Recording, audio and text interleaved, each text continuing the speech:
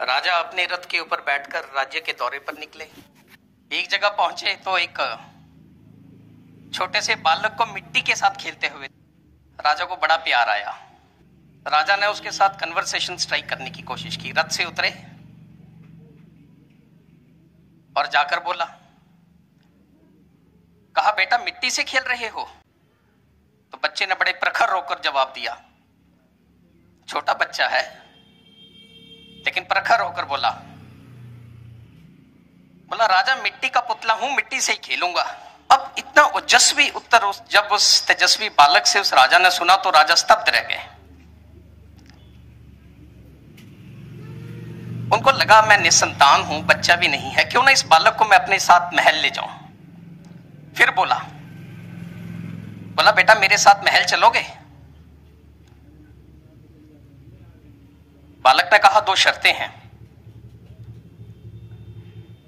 बोलो। कहा राजा एक तो आप हर वक्त मेरे साथ रहोगे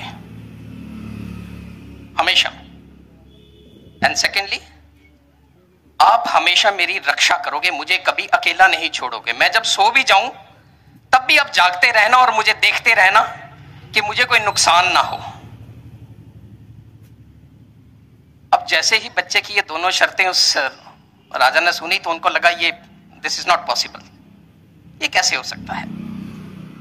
आफ्टर ऑल मेरी कुछ रिस्पॉन्सिबिलिटीज हैं राज्य को लेकर, मैं हर वक्त इस बच्चे के पास नहीं रह सकता। और ये कह रहे हैं जब मैं सो भी जाऊं तब भी तुम जागते रहना, तो अगर ये सो रहा है मैं तब भी जागूंगा तो फिर मैं आराम कब करूंगा।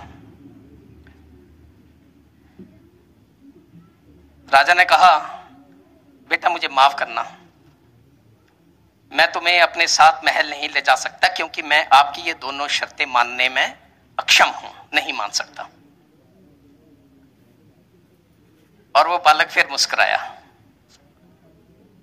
कहा राजा मुझे यकीन था तुम ये मेरी दोनों शर्तें नहीं मान सकते क्योंकि ये शर्तें दोनों मानने की काबिलियत केवल मेरे भगवान में है। सत्संगत आज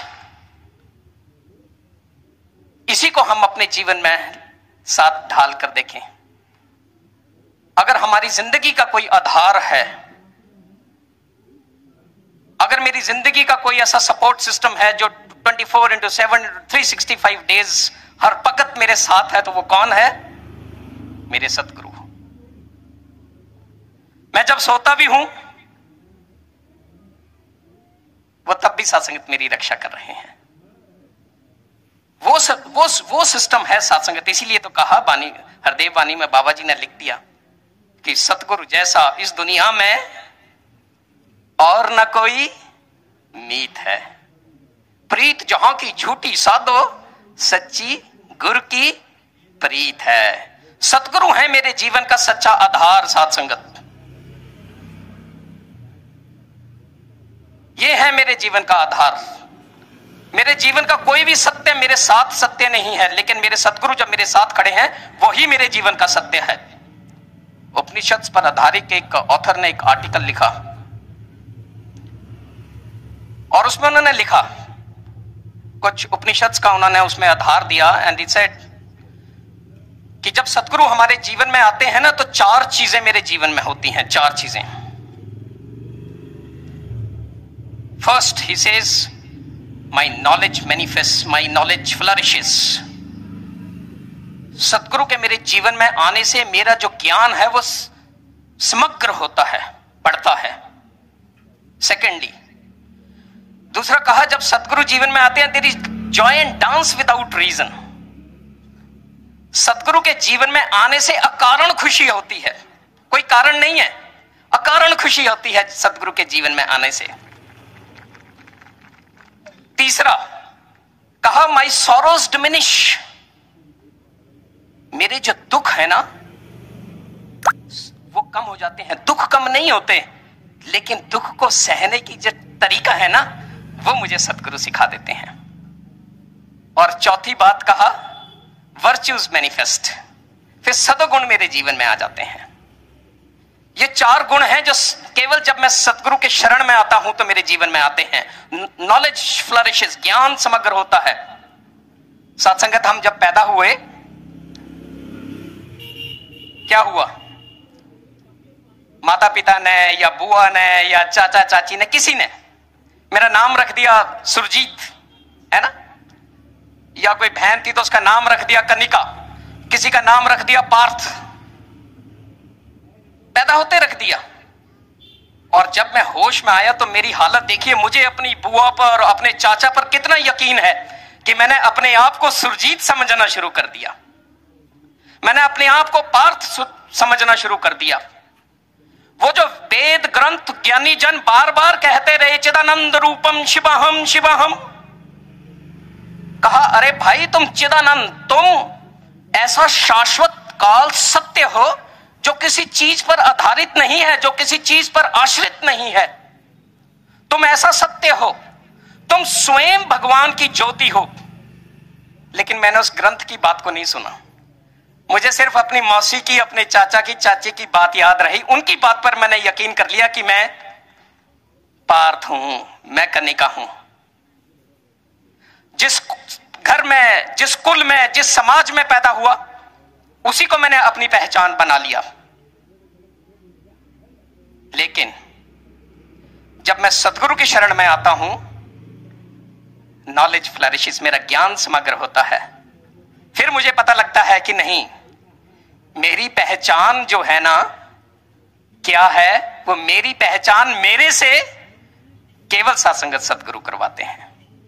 यह है खूबी सदगुरु के मेरे जीवन में आने से। दूसरा कहा, there is joy and dance without reason. सदगुरु जब जीवन में आते हैं ना तो अकारण आनंद बरसता है, अनकारण, कोई कारण नहीं है। अभी जब पहला ही संगरूर का समागम हो रहा था, दास यहां पर खड़ा था, दास के साथ ही एक पुलिस के वरिष्ठ अधिकारी आकर खड़े हो गए। वो काफी देर ना नमस्कार की लाइनों को देखते रहे। अब जब नमस्कार की लाइनें चल रही हैं, उधर से बहनें आ रही हैं, भाई जा रहे हैं, वो जब स्टेज के पास आते हैं ना, उनकी आंखों से आंसू बह रहे हैं, अश्रुधारा बह रही है, आंसू बह रहे हैं। वो अधिकारी मेरे से पूछते हैं, कहते हैं ये रो क्यों रहे हैं? मैंने कहा ये आप नहीं समझेंगे, ये विरह के आंसू हैं, ये खुशी के आंसू हैं। There is joy and dance without reason. कोई कारण नहीं है, कोई फिलॉसफी नहीं है, कोई ग्रंथ नहीं है जो इस बात को एक्सप्लेन कर सके कि सतगुरु को देखकर मेरी आंखों से आंसू क्यों बहते हैं। There is share joy and dance जब ये मेरे जीवन में आते हैं। तीसरा कहा, माई सॉरोज डिमिनिश। मेरे दुख सहने की, तकलीफ सहने की जो शक्ति है ना, वो सदगुरु की शरण में आने से बदल जाती है। मुझे पता लग जाता है कि ये दुख है ना, ये दुख मेरे शरीर को तो लग सकता है, लेकिन जरूरी नहीं ये मुझे भी लगे। एक बहुत बड़े व्यापारी लंबी सी गाड़ी में बैठकर जा रहे थे, एक सड़क के किनारे पर बैठे तो वहां उन्होंने एक स्पेशली एबल्ड सज्जन को वहां बैठे हुए देखा जिसकी टांगे नहीं थी। उनको बड़ी दया आई उसके ऊपर कि अरे इसकी टांगे नहीं है, इसका जीवन कैसे चलता होगा। काफी देरी उनको देखते रही, देखने के बाद अपनी सिंपैथी जताते हुए उसके पास गए। कहा, बेटा बिना टांगों के जीवन अधूरा नहीं लगता है? तुमको कभी अपनी टांगों की कमी महसूस नहीं हुई? उस बालक ने उस सज्जन की तरफ देखा और फिर पलटकर बोला, कहता, भाई साहब आपको भगवान ने पंख नहीं दिए, आपको कभी पंखों की कमी महसूस नहीं हुई? अगर आपके पास पंख होते तो कितना अच्छा होता, आपको गाड़ी में ना बैठना पड़ता, आप उड़ सकते थे, ना रेड लाइट होती, ना ट्रैफिक जैम होता, कुछ नहीं, मजे होते। तो वह व्यापारी बोला, अरे क्या बात करते हो, मुझे कोई जरूरत नहीं है पंखों की, मैं गाड़ी में खुश हूं। कहता है, मुझे भी टांगों की कोई जरूरत नहीं है, मैं खुश हूं। साथ संगत, जीवन में जब सदगुरु आते हैं ना तो गुरसिक को भरोसा हो जाता है, भरोसा। उसको पता है मेरे जीवन में कुछ गलत नहीं हो सकता। और लिखने वाले हमारे जो संत जन हैं उन्होंने तो यहां तक लिखा, कहा, कभी जीवन के किसी पड़ाव में ऐसी जगह खड़े हो ना जब लगे कि बस यार अब बहुत हो गया, अब अगर मेरे साथ कुछ थोड़ा भी गलत हुआ तो मैं टूट जाऊंगा, या बस मैं पहाड़ी के इस किनारे पर खड़ा हूं कि एक कदम भी मैंने लिया तो मैं इस पहाड़ी से नीचे गिर जाऊंगा। कभी ऐसी सोच कभी जीवन में आए ना, तो यकीन करना सदगुरु कभी तुम्हें उस पहाड़ी से गिरने नहीं देंगे, ये गिरने नहीं देंगे। लेकिन फिर आगे बढ़े, कहा दोस्त पर यदि गिर भी जाओ ना, तो गिरते हुए भी विश्वास रखना, यकीन रखना कि अगर तुम पहाड़ी से गिर भी गए तो ये तुम्हें जमीन पर नहीं गिरने देंगे, ये तुम्हें हवा में थाम लेंगे। और फिर और आगे बढ़े, कहा अगर ये तुम गिर भी गए और इन्होंने अगर आपको थामा भी नहीं, तो फिर भी हौसला मत छोड़ना, क्योंकि अगर इन्होंने तुमको थामा नहीं है तो इसका मतलब है ये तुम्हें पंख लगाकर उड़ाना चाहते हैं। ये चेंजेस हैं जो मेरे जीवन में आती हैं जब सतगुरु साध संगत मेरे जीवन में आते हैं। और यही खसूसियत है भगत, इसीलिए कहा है कि जब सतगुरु मेरे जीवन में आते हैं ना, तो सतगुरु मेरे जीवन में आकर मेरा एक नई ऊर्जा का संचार करते हैं। सतगुरु मेरे जीवन में आकर मेरी निराशा को दूर कर देते हैं। सतगुरु मेरे जीवन में आकर मेरे भय को दूर कर देते हैं। सतगुरु मेरे जीवन में आकर मेरे जीवन को आंदोलित कर देते हैं, मुझे जीवन जीने का एक नया सलीका सिखा देते हैं। और भगत की बस यही अर्ज़ोई होती है कि हमने इनसे सिर्फ एक ही अरदास करनी है कि सच्चे पातशाह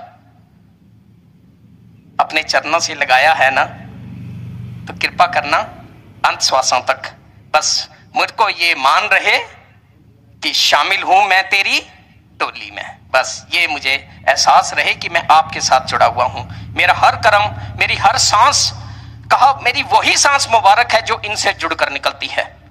जो सांस सतगुरु को भूले बिना निकलती है ना, ग्रंथों ने तो कहा है वो सांस बेकार है। हमेशा अंतिम श्वासों तक साथ संगत हम इनके चरणों के साथ जुड़े रहें और जैसा ये जीवन